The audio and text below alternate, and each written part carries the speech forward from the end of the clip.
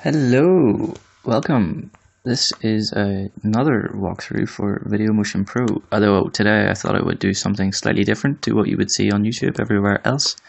I'm actually just going to talk you through some of the videos that I've made.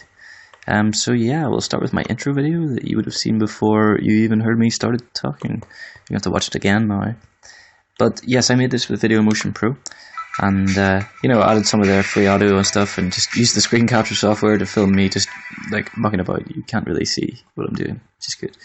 And then added one of these things here, which is a lower third. VideoMotionPro has a lot of lower thirds and intros and outros and transitions and things. They're all just basically animations that you can drag and drop into the timeline, the way that I've done this. It's just a matter of lining them up so that they sit on a layer above the video that you're showing. You would expect this from any editing software, really. I mean, you don't need me to tell you that. Or if you did, VideoMotionPro is probably for you. So it's a nice thing to use, but I have had some instability. It's easy to edit things on the fly like this. There, full screen that. And now we're just about to bounce into the first use of an intro, or well, a proper animation. And you can see that there's loads of these. There's quite a lot of these. I couldn't see them all being useful though, because they're going to get pretty stale pretty quickly. I'm really hoping that they add a lot more of these in, because really we need it.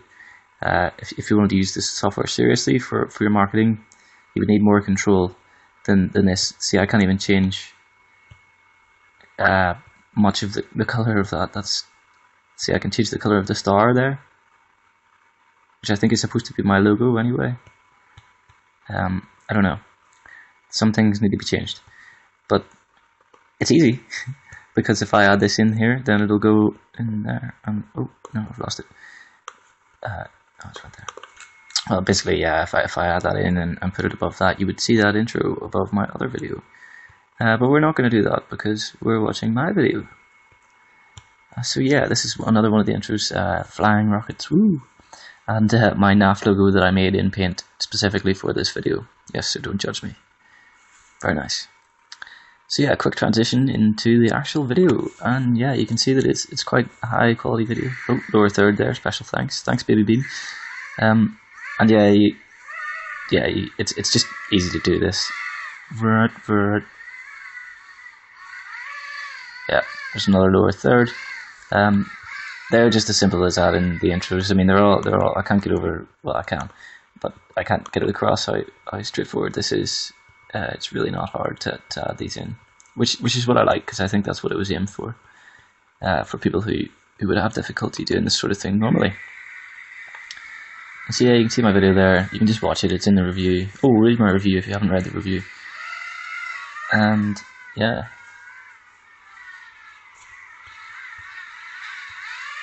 Can't remember what I'm talking about. Well, yeah, I basically used the tool to go through the video and snip all the bits that were rubbish or, it crashed or whatever. And then you can just sort of add text and fade things out and do stuff like that. This was only a short rubbish video, but yeah, you can see that there's a lot of sort of things you can add in there that would make it better, or that already have made it better. Green screening I didn't get a chance to use. I would have sort of liked to, but whenever I did try it, it wasn't, so it just wouldn't work straight away, so I kind of left it out. Lazy, I know, but so, yeah, and I suppose I should show you the outros. So you notice I just have a thanks for watching at the end there. It's another lower third, and a bit of text just at the end. Take it easy. Have a good one, yeah.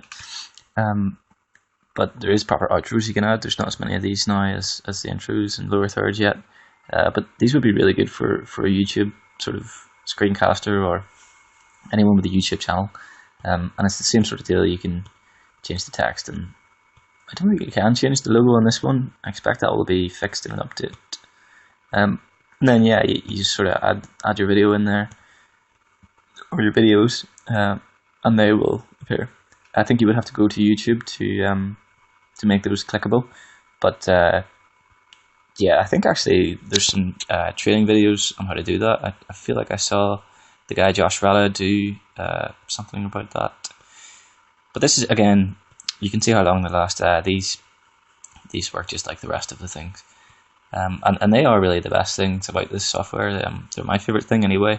What I said in my review is that, okay, it wouldn't be good for someone with a marketing department and a marketing strategy, but it could be good for someone who's really quickly trying to throw together a new intro video or a new kind of design, or do something to get their vision, or what they're talking about, or something they're working on across to other staff, or for just anyone else really. I would say that a lot of these videos are actually already on Kickstarter, or there's probably some videos on Kickstarter that have used this software to edit it, because it's just like straightforward. You don't need to have any skills to use it properly. It's just a matter of drag and drop. Well, that's great. And and the audio like I had in my intro as well. There's a whack of that. It's good. You can, yeah, it's not all good. But it's free, and you're allowed to use it in your videos, so that is good. That's really good. You can have a nightmare finding good music, or even making good music to add to your videos. I think one of the best things about the animations is the transitions, and stacking them up and having one after the other play is a good idea. But yeah, there's also a couple other things that are good. The screen capture, I'd said in my review, and actually it's been updated since, but you couldn't have two instances of VideoMotionPro open and then screen capture VideoMotionPro with VideoMotionPro. But you can now. They updated, well, I got an update when I turned it on today to do this video.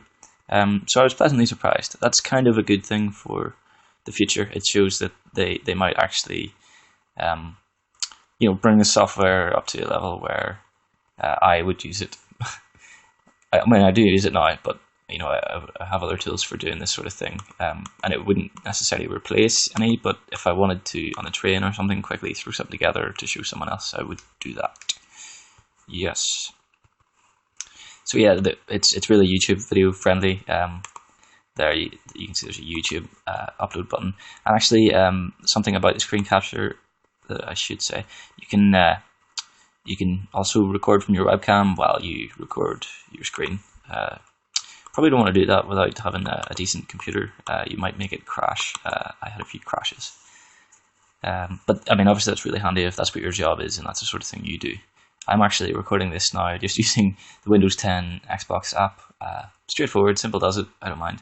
I do have other software again, but I needed to reinstall them and stuff. I didn't want to do that. Yeah, I just thought I'd make this video. Some sort of more general things. Look at the settings. There's two settings. I like more settings than that. I also like more shortcuts. There are like 3 shortcuts, and I can't even remember them now. I know that the one is the delete key, which does not really count as a shortcut in my eyes. And then there's no like file menu or anything like that. I know this is aimed probably more at a Mac, and on all the videos I see where they use it, there's a Mac. But no, I don't like that. I think that you need some of the more advanced features up here to give you greater control, and just to give you kind of the security or the comfort to know that what you're actually doing is working, or it has all the options there. You see there's a logout button at the top right. That's because you have to be connected to the internet every time you use this. I didn't mention this in my review because I actually only noticed it earlier on today. It's not uncommon for some packages to do that, but it annoys me, honestly. I don't see why really that it matters, but I suppose it's so they can make sure that you have actually purchased a license and not rip one off. You see up in the top corner there as well, there's like a bell. That's just updates that come through, or maybe some other types of notifications, but I think that's just stuff to keep you aware of. Yes. Well, there's nothing. Well, yeah, you can render. Yeah, you can render in MP4 or FLV. FLV is kind of the default. It's a lot faster than MP4. And obviously, you can change the quality settings. Again, I would like a slider bar or some sort of text box, but it is aimed at less technical people. So yeah, notice that the UI is kind of, I don't know, it's kind of basic. I don't really like that either. I want this to be more, just more depth to this program would be nice. I also I've had a lot of problems with saving and opening projects. So what I really have been doing is just rendering files as I go along, rendering videos, like add a few things and render it and go back. That's partly why I didn't show you the creation of the video that I showed you there in the video, because really it was just it's a nightmare. I kept crashing the program and having to open it again, and would lose all my progress because there was funny save things. But apart from that, it's 5.5 definitely. I can use this. I wouldn't use it ahead of everything else, but I can use this. And I would recommend it to people who have no video editing skills, at least until they get some, until you realize that you actually need a lot more control over your editing and your marketing process. Well, that's all from me. Read more reviews at ratedbytony.com, and thanks very much. Bye.